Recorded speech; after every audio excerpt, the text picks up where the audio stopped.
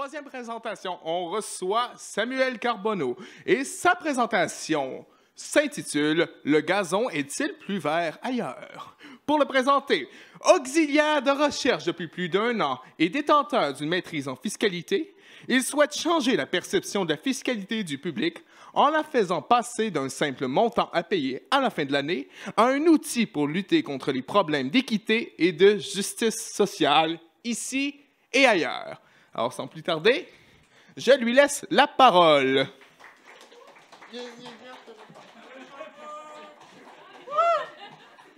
Sherbrooke represent. Donc, bonsoir tout le monde. Ça fait vraiment plaisir d'être ici pour une troisième fois maintenant, présenté à Bistro Brain. Donc, ma présentation, le gazon est-il plus vert ailleurs? Qu'est-ce que j'entends par cette question-là? Moi, ma spécialité, c'est les impôts. Je suis en fiscalité. Puis, on entend souvent dire « Ah, au Québec, on paye trop d'impôts, c'est trop cher, les taxes, blablabla, blablabla. » Est-ce que c'est réellement le cas quand on regarde en réalité qu'est-ce qui se passe ici, qu'est-ce qui se passe ailleurs? Donc, c'est ce que j'ai cherché à faire dans mon projet de maîtrise. Donc, nous, on a décidé de comparer le Québec avec la Suède et l'Australie. Pourquoi on a décidé de faire ça? La Suède, elle a un poids de la fiscalité élevé. Le poids de la fiscalité, c'est un indicateur qu'on utilise. Je vais l'expliquer dans pas long. Je vous jure, là, vous allez comprendre, c'est très facile. C'est aussi un pays unitaire. Il y a un roi qui est passé. C'est une monarchie constitutionnelle, comme au Québec. On est sous la gouverne du roi de l'Angleterre. C'est un pays qui fait partie du groupement qu'on appelle les pays scandinaves, qui comprend Danemark, Norvège, Finlande, Suède et Islande, si je ne m'abuse. Mais Islande, je ne suis jamais sûr parce qu'ils sont un peu spéciaux. Et c'est aussi une petite économie ouverte, ce qui n'est pas vraiment intéressant pour vous en ce moment, parce que je suis sûr qu'il n'y a pas beaucoup d'économistes. Y a-t-il des économistes à main levée dans la salle ce soir? Non? Parfait. Je peux faire autant d'erreurs que je veux. Et la Suède a une plus petite superficie que le Québec, beaucoup plus petite, mais une plus grande population. Donc, on voulait voir si ça avait un impact sur les choses. Quant à l'Australie, le poids de la fiscalité est assez bas. Donc, on voulait voir si les règles fiscales allaient changer là, par rapport à ça. C'est aussi partie du Commonwealth avec notre cher Charles 3? 4? Philippe, c'est quoi son nom? C'est aussi une petite économie ouverte.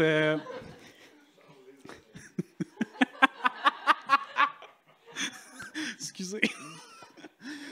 C'est aussi une petite économie ouverte. Ce que ça veut dire, en gros, c'est que l'économie est assez grande pour se faire influencer par les taux monétaires mondiaux, mais n'est pas assez grande pour les influencer elle-même vers l'extérieur. Et la population est beaucoup plus grande et la superficie aussi.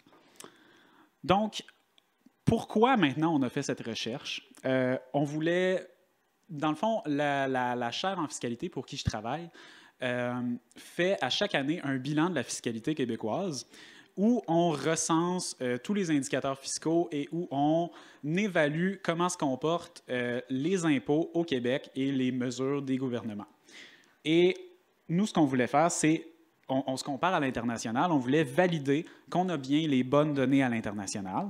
On voulait aussi s'inspirer de... Au-delà des indicateurs, qu'est-ce qui se fait à l'international? Qu'est-ce qu'on peut aller chercher pour appliquer au Québec?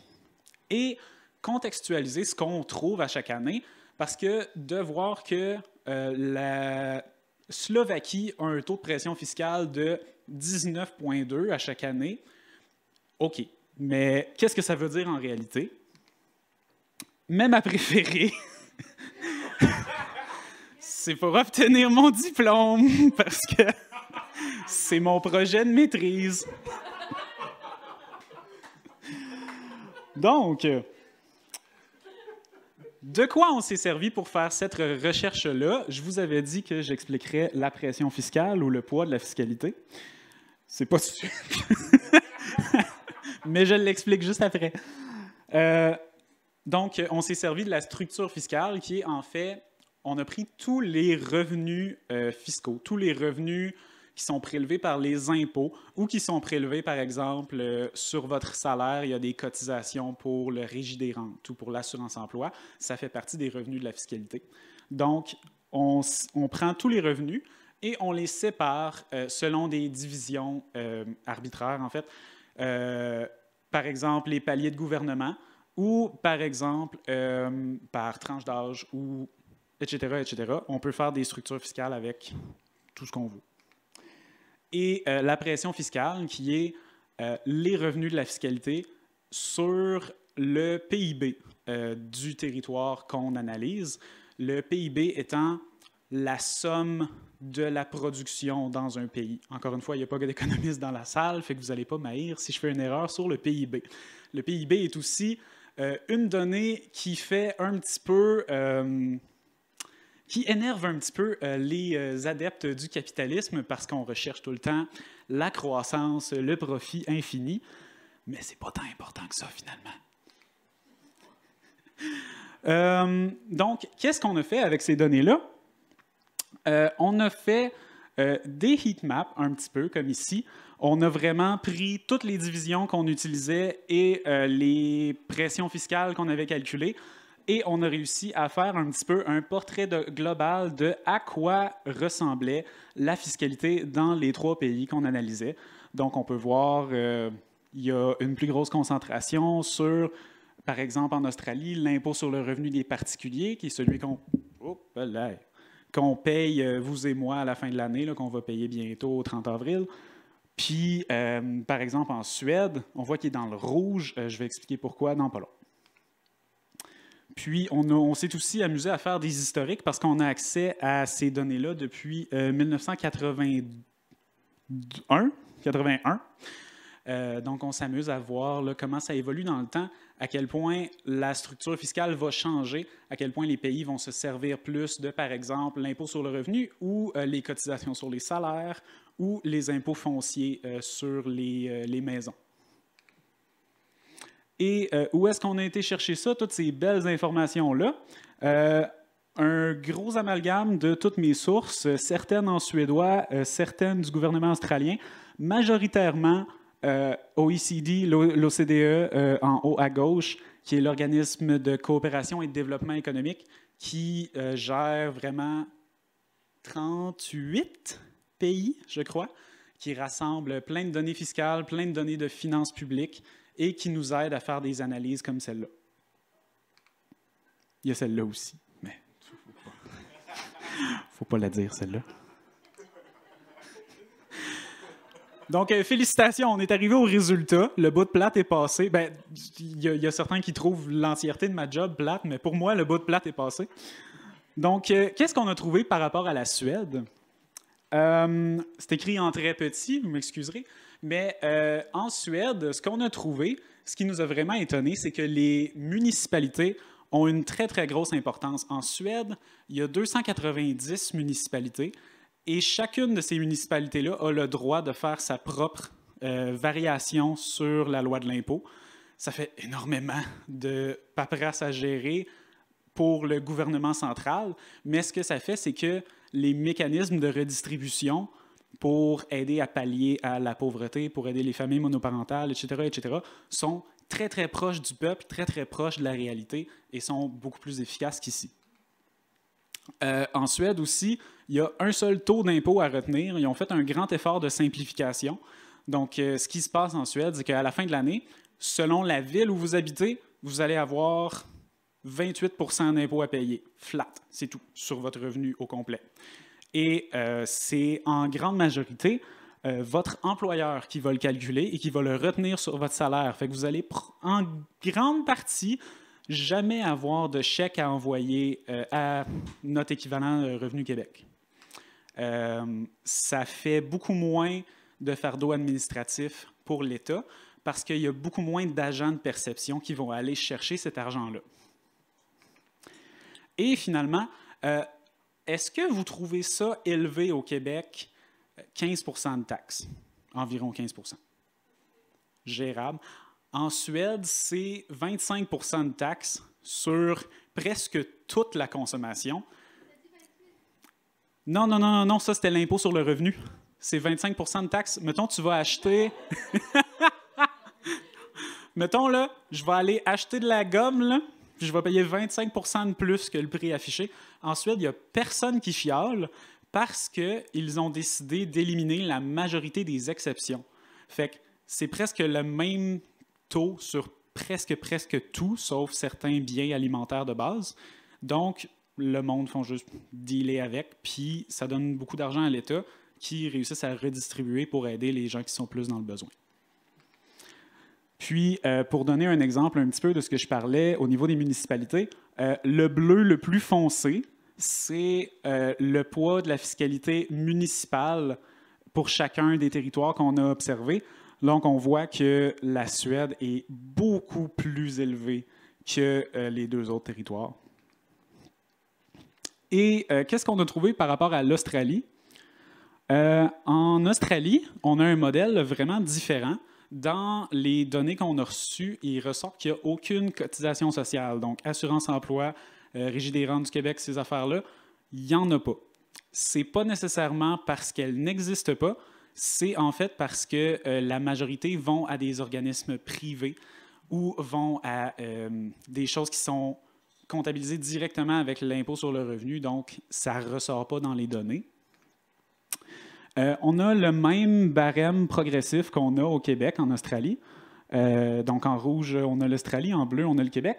Le nôtre a plus de paliers et est légèrement plus élevé. L'Australie est plus basse, puis a moins de paliers parce qu'il n'y a pas deux niveaux de gouvernement qui viennent jouer ensemble. Il y a aussi beaucoup de partenariats avec le privé, surtout pour ce qui est des assurances médicaments. Puis, on s'est demandé un peu comment ça se fait qu'il n'y a pas des gros dérapages comme on peut voir aux États-Unis. Ah, on n'a pas la bonne version de PowerPoint. Donc, on s'est demandé pourquoi il n'y avait pas les gros dérapages qu'on voit aux États-Unis avec, mettons, les médicaments pour le diabète qui coûtent des centaines de dollars par dose. C'est parce que l'Australie a décidé que bien qu'il allait déléguer les assurances médicaments au privé, il allait faire une énorme surveillance pour pas qu'il y ait trop de dérapage puis que les prix restent assez bas tout en étant compétitifs entre eux. Puis, pour ce qui est des assurances médicaments, l'Australie va encourager les gens à ne pas prendre l'assurance publique parce qu'il y en a une d'offerte, mais elle va même pénaliser les gens qui la prennent et qui n'en ont pas de besoin. Donc, c'est très, très, très lourdement surveillé. Puis, ça ressort que ça marche très bien. Et aussi, en Australie, il y a à peu près la même forme de gouvernement qu'au Québec. Il y a beaucoup moins d'autonomie pour les provinces, parce qu'il y a aussi des provinces en Australie, mais elles n'ont presque pas de pouvoir. Donc, finalement, qu'est-ce qu'on constate? Dans tous les cas, au Québec, en Suède, en Australie, il y a énormément de place pour plus de mesures environnementales. L'Australie est la bonne dernière. Eux autres, ils ont mis une taxe sur l'essence en 2011. Ils ont décidé de geler le taux. Ils se sont dit, on est good avec ça. Puis maintenant, c'est un des plus grands pollueurs au monde. Nous, au Québec, on se place en milieu. Et en Suède, ils ont un très, très, très gros système de marché d'enchères sur le carbone qui fonctionne extrêmement bien. Mais eux autres, ils ont implémenté ça depuis 1990. Et donc, il faudrait se grouiller si on veut être capable de les rattraper. Eux autres ont réussi à atteindre leur objectif de descendre leur émission de carbone en dessous de 35 % en dessous du niveau de 1990. Donc, on voit que ça fonctionne. Aussi, ce qu'on a constaté, c'est qu'au Québec, on a vraiment besoin de simplifier les impôts parce qu'en Australie et en Suède, ils ont automatisé tout ça. Eux autres, tout ce qu'ils font, c'est vous envoyer votre déclaration pré-remplie, puis vous la validez et vous la renvoyez, toute par une application sur le téléphone. Ça va super bien. Toutefois, des points gagnants pour le Québec. Au Québec, on reste les plus généreux pour les familles, surtout les familles monoparentales. Ce qu'on a constaté, c'est qu'on donnait énormément de remboursements à comparer des autres pays. Les autres pays sont beaucoup plus justes, sont beaucoup plus équitables, mais moins favorables envers les groupes de personnes qui sont dans le besoin que le Québec. Donc, on se place quand même bien là. Et aussi, ça, je vais le passer parce que c'est long à expliquer. Et si on voulait appliquer une méthode comme en Australie où on serait plus proche de la population pour redistribuer, une méthode comme en Suède, ce ne serait pas possible parce qu'au Québec, on n'a pas 290 municipalités, on en a environ 1300. Donc, ce serait à trop grande échelle et on a trop de territoire pour être capable de gérer une formule comme ça. Qu'est-ce qu'on fait par la suite avec tous ces beaux résultats-là? Bien, à ce soir, on parle de capitalisme et de lutte de classe. Et moi, je suis encore un jeune carrière idéaliste et tout et tout. Donc, moi, je dis qu'on va changer le monde avec ça. Laissez-moi m'expliquer. Je pense que la fiscalité, comme on la voit en Suède, tous ces outils-là, c'est un bon outil pour redistribuer aux personnes qui en ont le plus besoin. Puis je pense qu'on a beaucoup de leçons à apprendre de d'autres pays, à s'inspirer pour être capable d'aider les classes plus défavorisées à remonter. Parce qu'on a déjà un système de redistribution qui est en place, c'est juste qu'il n'est pas très efficace. Puis ensuite de ça, si on passe plus à l'international, je pense c'est une des premières comparaisons internationales comme ça qu'on fait. Puis je pense que c'est nécessaire de se créer une banque de liens entre les différents pays, de la manière dont les lois fiscales fonctionnent ensemble, si on veut être capable de recapter les profits des grandes multinationales, puis de redistribuer aux communautés qui en ont réellement besoin, puis de redistribuer les profits qui ont été faits dans des pays comme le Bangladesh ou des pays qui ont des sweatshops, de redistribuer ces profits-là qui ont été faits avec le travail de ces gens-là dans ces communautés-là. Donc, je pense qu'avec une connaissance qu'on se bâtit comme ça, on va être capable tranquillement de créer des systèmes qui vont être capables de ramener ça aux gens qui en ont besoin. Donc, voici le lien. Toute la source, c'est juste mon essai. Donc...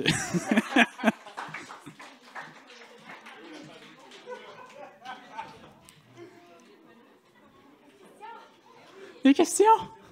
Y a-t-il des questions?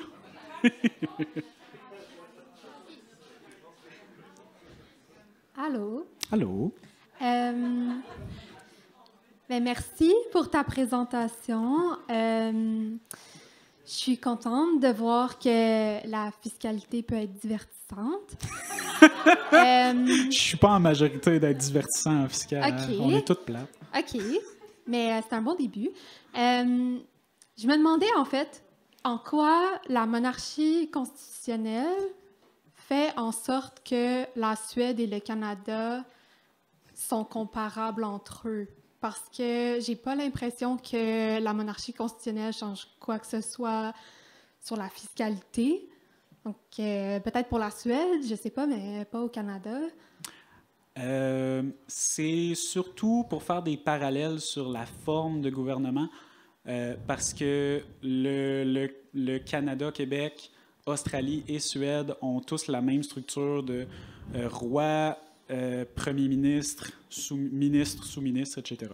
Donc, ça ne change pas nécessairement quoi que ce soit sur les lois fiscales, mais c'est vraiment juste... Il y a quelques pays dans le monde qui sont des monarchies constitutionnelles, puis ça donne que la Suède et l'Australie en sont. Donc, puis qu'on a des formes de gouvernement similaires. OK. Merci. Allô? Allô? En fait, je me demandais, en écoutant ta présentation, c'est peut-être une vision de la fiscalité que j'ai qui est biaisée. Tu me diras si c'est le cas. Est-ce que tu as l'impression d'être un peu à contre-courant de ton domaine? J'ai l'impression que tu parles de redistribution beaucoup plus, puis de toutes ces affaires-là. Puis, tu sais, non, mais dans une perspective, je sais que c'est peut-être un peu niaiseux comme question, mais en fait, c'est... Comment parce que tu sais, aussi avec la perspective à la fin de ta présentation, tu dis on va changer le monde avec ça. Comment tu vois ça, ta place dans la fiscalité, voilà, tout ça? Oui, j'ai 100% l'impression d'être à contre-courant. J'ai eu l'impression pendant tout mon bac et toute ma maîtrise. Mais plus sérieusement, je pense qu'il y a réellement un courant vers, de un, la fiscalité verte, l'éco-fiscalité, et la fiscalité qui est plus juste, parce que c'est sûr, on parle de capitalisme ce soir. Les gens qui ont fait la maîtrise en fiscalité, leur but, c'est de prendre ça puis d'aller faire de l'argent avec. Mais il y a quelques personnes qui travaillent activement pour faire un monde plus juste, ici comme à l'international. En ce moment, il y a des démarches avec l'OCDE donc, que j'ai mentionné pour faire un taux d'imposition des sociétés minimum global. C'est très complexe. J'ai écouté une conférence là-dessus il n'y a pas longtemps, donc je ne pourrais pas vraiment l'expliquer, synthétiser ce soir, mais l'effet que ça va avoir, c'est, comme j'ai dit, on va essayer de redistribuer aux communautés dans lesquelles les produits ont été faits, des grosses multinationales, les profits qui ont été faits avec ces produits-là. Donc, il y a un contre-courant quand même. Oui, il y a un contre-courant, puis il s'en vient de plus en plus fort. Génial. Merci. Salut Sam! Allô! Je sais que on a déjà parlé de ce sujet-là ensemble, mais est-ce que tu pourrais expliquer c'est quoi la fameuse mesure là, sur le carbone en Suède qui fonctionne si bien que ça? Donner un petit peu plus de détails aux gens. Merci. C'est pas très, très, très complexe. Le marché, les enchères sur les unités de carbone, de la manière que ça marche, on détermine une unité d'émission de carbone, qui est en général une tonne de carbone, une tonne de CO2 d'émise. Et on va mettre un prix là-dessus et on va créer des permis d'émission qui vont avoir un nombre limité de permis qui vont être distribués à plein de compagnies. Puis les compagnies vont pouvoir s'acheter et se vendre entre elles ces permis d'émission-là. Et d'année en année, on va diminuer le nombre de permis qui sont émis dans le marché. Ce que ça va avoir comme effet, c'est que graduellement, les entreprises vont réduire leur quantité d'émissions et vont se sentir limitées. Et plus elles vont émettre, plus ça va leur coûter cher. Le problème avec le système du Québec, c'est que les unités coûtent 35 $, je pense, aux dernières nouvelles. En Suède, elles coûtent 153 $. Donc, on voit qu'il y a une grosse différence de découragement. Là. En Suède, on veut vraiment décourager les gens d'émettre.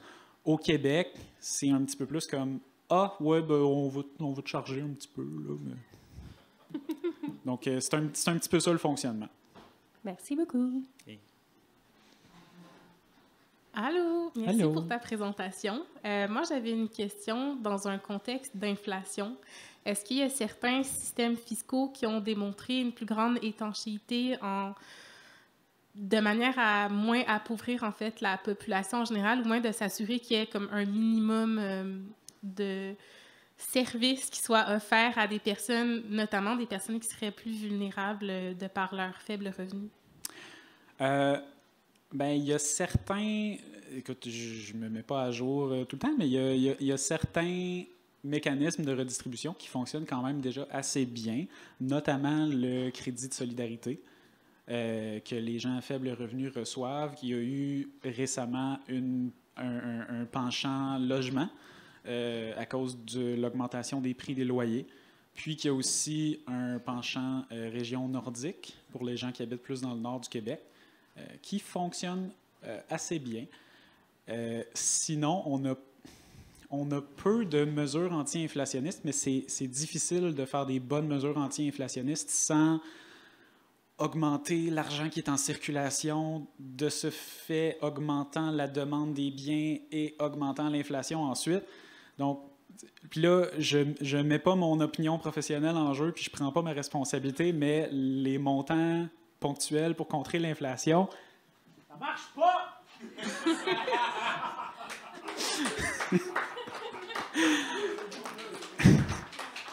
Donc, c'est ce que j'ai à dire sur l'inflation, mais c'est un sujet quand même complexe, puis c'est dur d'aller jouer là-dedans sans inconsciemment la faire augmenter.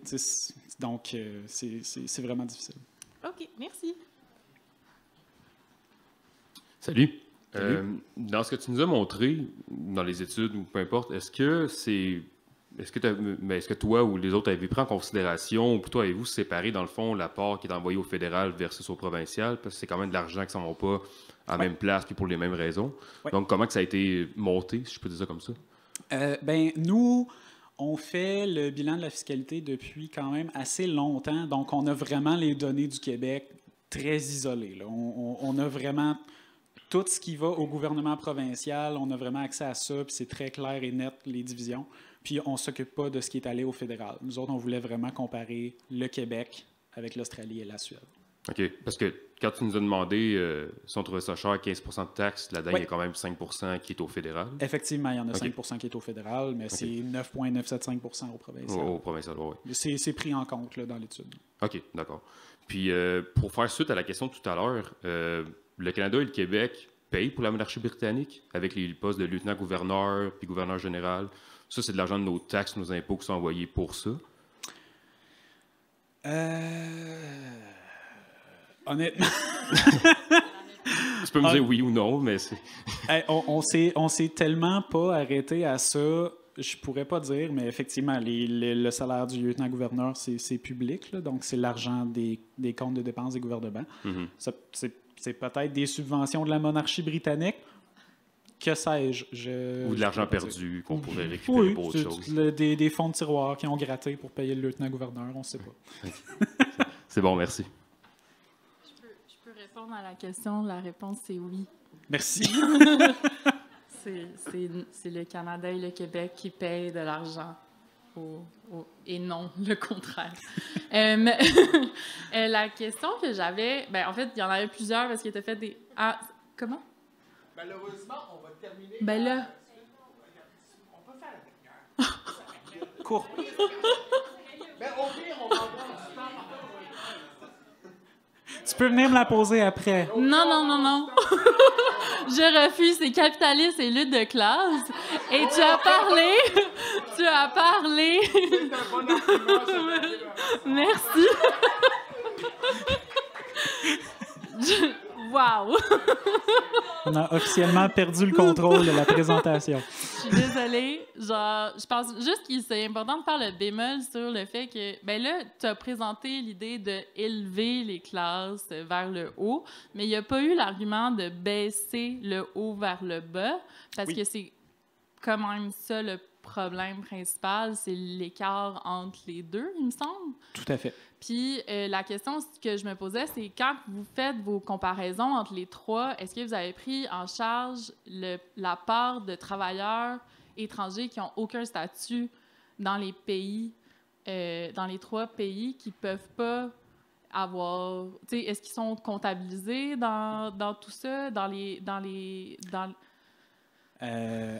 Excellente question.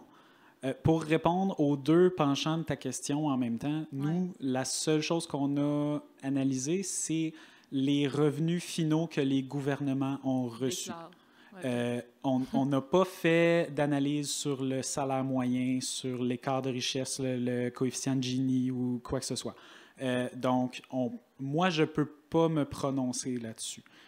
Mais c'est sûr, à 150% qu'il y a besoin de plus de mesures pour plus hautement taxer les riches. Là. C'est du common sense. Là. Merci.